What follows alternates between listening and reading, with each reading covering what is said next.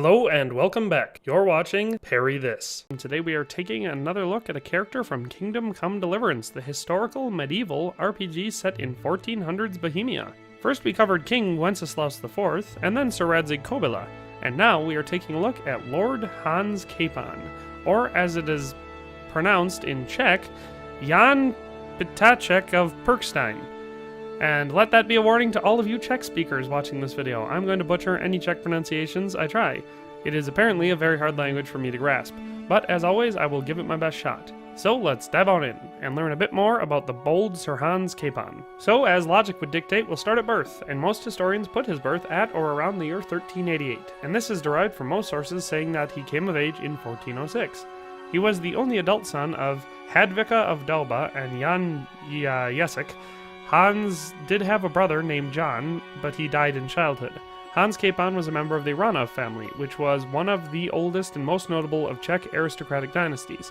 The Rattay family expanded into numerous branches over generations, such as the Lords of Dauba, Berka, and the Lichtenbergs, and the Kurzniets of Ranau, and so on. In the 13th and 14th centuries, the family split into the Lords of Leipa, the Lichtenbergs, the Lords of Dauba, the Lords of Klingenstein, and more. Hans Capon's branch is harder to track because he is tied to both the Lords of Dauba through his mother and the Lords of Leipa through his father Jan Ješek. I couldn't locate a reliable source that said 100% whether or not Sir Hanush was Hans's uncle on his mother's or father's side, but the evidence suggests that it was on his father's side, since they say that his father was tied to the Lords of Leipa, and that's where Sir Hanush comes from. Hans Capon had a son named Hynek, who was born in 1404, which according to the information we have puts Hans at about 16 when his son was born, which, contrary to popular belief, would not have been that abnormal at the time. I found no records of other children, likely due to the fact that Hynek lived to succeed Hans Capon and became the Lord of Perkstein. Hans Capon was born when his father was 50, and soon after his father retired to Polna, which was another one of his residences that, was his, with his wife, leaving Rattay nad Sazavau, or Rattay, as us English speakers would say, to the young Hans.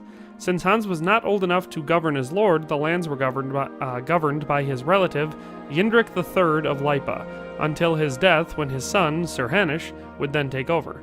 Hanush would go on to govern Hans Capon's fiefs until about 1412, which was actually 6 years after Hans Capon came of age. In the game, this is explained by Hanush not thinking Hans Capon was ready to rule, but in real life it was likely because Hanush held no fiefs in his own right, and this allowed him to govern and attain riches and become prosperous off of Hans Capon's rightful lands. It wasn't until about 1412 that Sir Hanush finally relinquished the governance of Rattay and Polna over to Hans Capon, and only once he was ordered to do so by the provincial court. Then, in 1412, once he was pronounced the rightful lord of his domains, he entered the political realm, and held various positions in the provincial offices. However, he was only able to remain the Lord of Rattay and Polna until his death, 7 years later in 1419, at the age of 31. He was buried at the Church of St. Matthew in Rattay, and was succeeded by his son, Hynek Ptáček of Perkstein. While that gives a broad overview of Hans Capon's short life, while his death isn't 100% nailed down for sure, there is a great deal of speculation on the subject. The most likely and most widely agreed upon cause of death is that he died as a result of wounds suffered in a battle in the Hussite Wars. This is mostly due to the fact that he is recorded to have participated in several battles, including one against the Hussites in Zavohost in 1419, not long before his death. There is also a decent amount of speculation that suggests he contracted an illness in Zavohost, and later died from that. I even found one source that suggested he might have been murdered by Hussites, and that was covered up, for one reason or another. Personally, I don't place much stock in this theory, as there's little evidence to support it, and I think one of the first two theories is far more likely. As for the aforementioned Hussite Wars, Hans Capon's involvement is interesting. After the arrest of the religious revolutionary Jan Hus in 1413, Hans Capon became a signatory of a petition in his defense. This was not at all uncommon for the region they were in, as many lords were unhappy with the church at the time for various reasons. Most historians point to the church inventing more and more taxes on lords and their lands after the papal schism, so they could maintain their lavish lifestyle after losing a tie to the church in Rome. This meant that the common folk were becoming more angry and civil unrest was rising, so many secular lords wanted to distance themselves from the church, and so announced support for Jan Hus, who had been arrested primarily for speaking out against the corruption in the church. However, Hans Capon, like many of the signatories in Jan Hus's defense, ended up siding with the Gentlemen's League when the Hussite Wars broke up.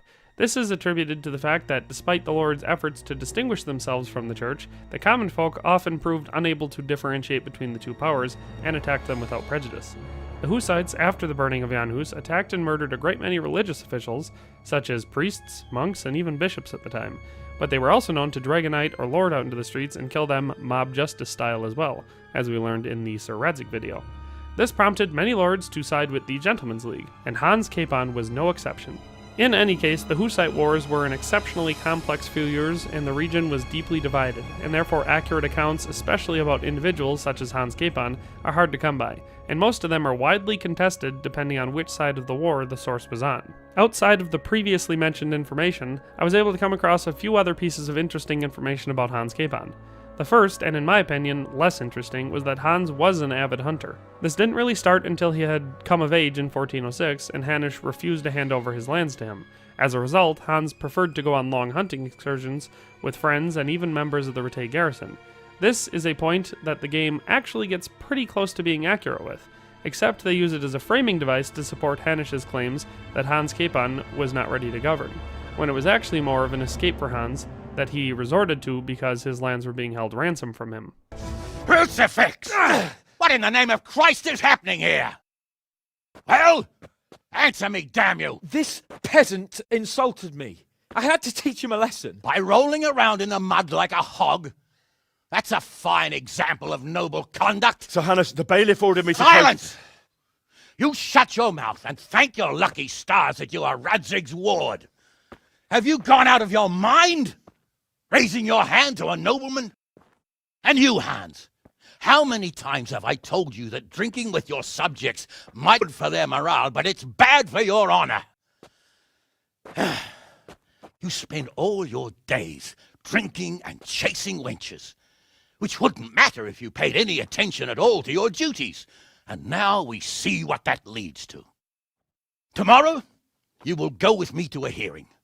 Some landowners have asked me to settle a dispute. It'll be an excellent lesson for you. I had planned to go hunting, but if you think listening to the pointless gripes of a bunch of old fools will benefit me, so be it. Oh, hunting. Well then, your grace, I'll tell you what. You can go. Really? Oh, naturally. Who am I to deprive the young Lord Capon of his sport? And you can take Henry here as your page. Well, him? Absolutely not. You'll do as I've commanded. It's time you learned how to lead people, and not just in drinking and brawling. Now get out of my sight. Sir, I have responsibilities to the bailiff. Not anymore. Your responsibilities now are to Lord Capon. It's time you learned how to behave in the presence of nobility. Let's go. Tell the kitchen I'm hungry. It's been a long journey. Another piece of information I was able to come across was a conflict between Hans and Sir Hanush and Sir Radzig.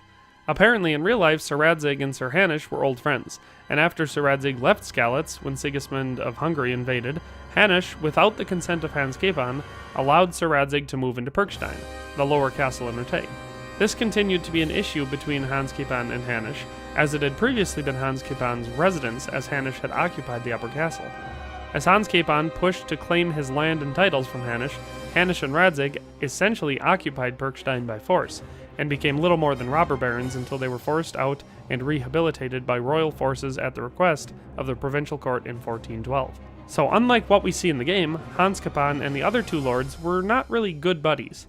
But in fact, Hans Capon would likely have thought of them as enemies or invaders, much like the relationship between Sir Divish of Telmberg and Havelmedic of Waldeck. Well, that is that, so hopefully now you've learned a thing or two about the real-life Hans Capon. How has this shaped your image of him? Do you like him more or less than you did in the game? As always, if you have anything to add regarding the real-life history of Hans Capon, I invite you to do so in the comment section. And once again, I apologize for butchering any Czech pronunciations, as Czech has proven to be one of the hardest languages for me to wrap my head around as a native English speaker. But in any case, thanks for watching, and have a great day. I'll see you next time.